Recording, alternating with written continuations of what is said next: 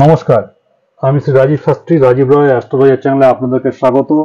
আমি কিছু ভিডিও দিয়ে যাচ্ছি, আপলোড করে যাচ্ছি সাপ্তাহিক। এবং যেহেতু বাংলা বছর শুরু হয়েছে 1431 খ্রিস্টাব্দ, সেই জন্য আমাদের যে রাশিফলগুলি আছে তার ভিত্তিতে আমি কিছু প্রেডিকশন দেওয়ার চেষ্টা করছি। আপনারা জানেন যে রাশি মোট 12টি। রাশিচক্রের দ্বিতীয় রাশিটি হচ্ছে বৃষ। তো এই বৃষ রাশির যারা জাতক জাতিকা আছেন তাদের এই বছরটি কেমন যেতে বসেছে সেই বিষয়ে কিছু আগাম আন্দাজ দেওয়ার আমি চেষ্টা করছি। আশা করছি আপনাদের ভালো লাগছে। যদি ভালো লাগে চ্যানেলটিকে লাইক, সাবস্ক্রাইব এবং শেয়ার অবশ্যই করবেন। কথাটা বারবার বলছি, হয়তো বিরক্তির কারণ হতে পারে, কিন্তু আমি অনুপ্রাণিত হই তাহলে। এবং আপনাদের যেমন ভালোবাসা আমি পেয়েছি বিগত দিনে, আশা করছি আগামী দিনেও পাবো। তো শুরু করছি তাহলে।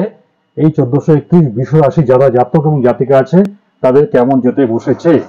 যারা বৃষ রাশি জাতক জাতিকা আছেন, জ্যৈষ্ঠর মাঝামাঝি সময় থেকে মোটামুটি কার্তিক মাস পর্যন্ত কিন্তু একটু সাবধানে থাকবেন। মেইনলি হেলথ রিলেটেড ইস্যু কিছু আছে, যা নাকি বাতের সমস্যায় ভুগছেন, কোমরের সমস্যায় ভুগছেন, সুগারের সমস্যায় ভুগছেন বা প্রেশার আছে, তারা কিন্তু অত্যধিক সাবধান হবেন।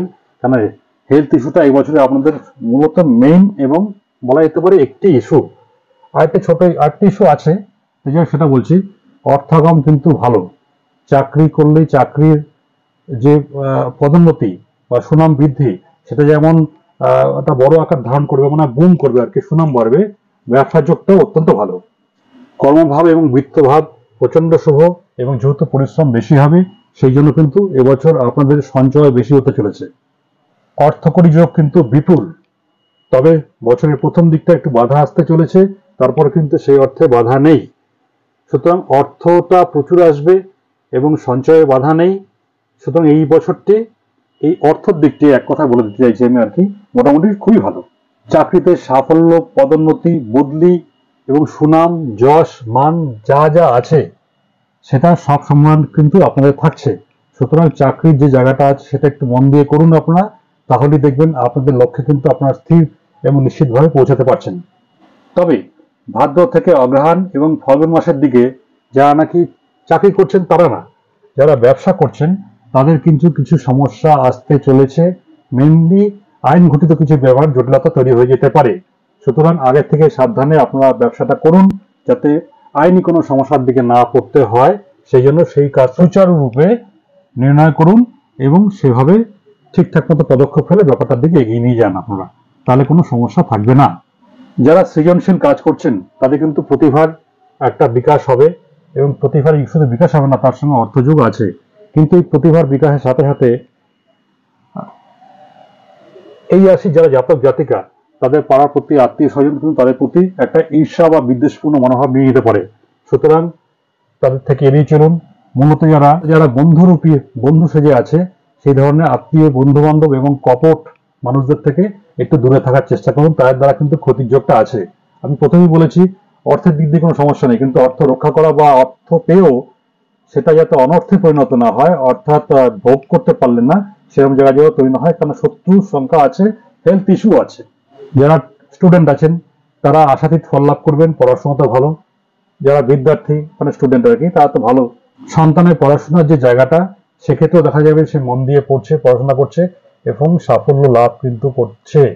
হঠাৎ করে আচমকা কোনো বিশিষ্ট জ্ঞানী, গুণী বা প্রভাবশালী মানুষের সঙ্গে যোগাযোগ হয়ে যেতে পারে, এবং তার থেকে কিন্তু আপনার সামাজিক মান সম্মান এবং বড় কোনো আর্থিকভাবে লাভবান হওয়ার সুযোগও তৈরি হয়ে যেতে পারে। দাম্পত্য ভাব কিন্তু ভালো, শুভই বলা যেতে পারে। যদি প্রাচীন মানে পুরনো কোনো সম্পত্তি থেকে থাকে সেটার কিন্তু সংস্কার হতে চলেছে। এক্ষেত্রেও ফ্ল্যাট, নিজস্ব বাড়ি, যানবাহন বা জায়গা জমি কেনার একটা খুবই গুরুত্বপূর্ণ যোগাযোগ দেখা যাচ্ছে। সুতরাং বৃষ রাশির জাতক জাতিকা যারা আছেন তারা কিন্তু আর্থিকভাবে যেমন ভালো, তেমনি জায়গা, ফ্ল্যাট, যানবাহনের জায়গাটাও, কেনাকাটার জায়গাটাও ভালো।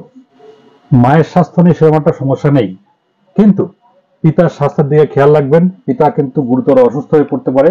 সুতরাং আপনার ফাদার সাইডটা কিন্তু, ফাদার সাইড বলা ভুল হবে না, বাবার দিকটা ওনার হেলথ ইস্যু আছে, সেই দিকটা কিন্তু একটা চাপ সৃষ্টি আছে। ওনার স্বাস্থ্যের দিকে খেয়াল রাখবেন, তাহলে কিন্তু খুব একটা সমস্যা হবে না। রসায়ন, ওষুধ, দানা শস্য, ছোট ছোট দানা যে শস্য, প্রমোটিং, কন্ট্রাক্টারি, কৃষিজ ফসল, দুধ, সুগন্ধি দ্রব্য, মিউজিক ডেকোরেশন, যারা নাকি ফ্যাশন ডিজাইনের সঙ্গে যুক্ত আছেন, তারা মেকানিক্যাল কর্মী, অধ্যাপক, ডাক্তার যারা নাকি কনসালটেশন দিয়ে থাকেন তাদের জায়গাটা কিন্তু খুবই ভালো দেখা যাচ্ছে। এবং এই ভালো অর্থাৎ তারা যে ব্যবসাটা করবেন তাদের সঙ্গে সঙ্গে শুধু শুধু আর ব্যবসা করবেন না, তাদের থেকে তাদের সুনাম বৃদ্ধির যে যোগ, মানে নাম যশের যে যোগ, সেই যোগটা কিন্তু যথেষ্ট বিদ্যমান। এবং এই কাজ করতে করতে যেমন পরিচিতি বেড়ে যাবে, তেমনি সমাজে একটা প্রভাব বিস্তার হবে। এবং বিভিন্ন কাজের সঙ্গে কাজের সূত্র ধরে কিন্তু হঠাৎ করে বিদেশে যাওয়ার একটা সুযোগ, অপ্রত্যাশিত সুযোগ চলে আসতে পারে। সুতরাং সব মিলিয়ে দেখা যাচ্ছে কিন্তু আর্থিক জায়গাটা খুবই ভালো, খুবই ভালো, এবং ব্যবসার জায়গাটাও মোটামুটি ভালো। কিন্তু আইনি একটা ঝামেলা, যেটা প্রথমে বললাম, সেটা থাকছে অল্প কিছুটা হলেও। হঠাৎ করে স্ত্রী ভাগ্যে ধন লাভ হতে পারে, অর্থাৎ বিয়ে এটা হলো, বিয়ের পরে কিন্তু অপ্রত্যাশিত ভাবে কিছু ধনের যোগাযোগ হতে পারে। তবে যারা রাজনীতির সঙ্গে যুক্ত আছে তারা এই বছরের তা একটু সাবধানে রাজনীতি করবেন, রাজনীতি কর্মের সঙ্গে যুক্ত থাকবেন, কেন এই বছরে তাদের কিন্তু সমস্যা একটু বাড়তে পারে। এটা মাথায় রাখবেন, তাহলে খুব একটা বড় কোনো সমস্যা দেখা যাচ্ছে না। শুভ রং সাদা, লাইট হলুদ এবং আকাশী। ঠাকুরের নাম নেবেন মা দক্ষিণাকালী স্তোত্র এবং শিব স্তোত্র। শুভবার সোম, বুধবার এবং শুক্রবার।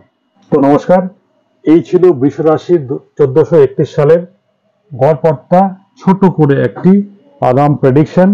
আমার চ্যানেলটি যদি ভালো লাগে এবং ফলাফল মোটামুটি মেলে, তাহলে আমার চ্যানেলটিকে কিন্তু আগে যেভাবে বলেছি লাইক, সাবস্ক্রাইব এবং শেয়ার করে এগিয়ে নিয়ে যাবেন। বেল আইকনে অবশ্যই ক্লিক করবেন। নমস্কার, আপনারা ভালো থাকবেন। আপনারা ভালো থাকলেই সবাই ভালো থাকবে। নমস্কার।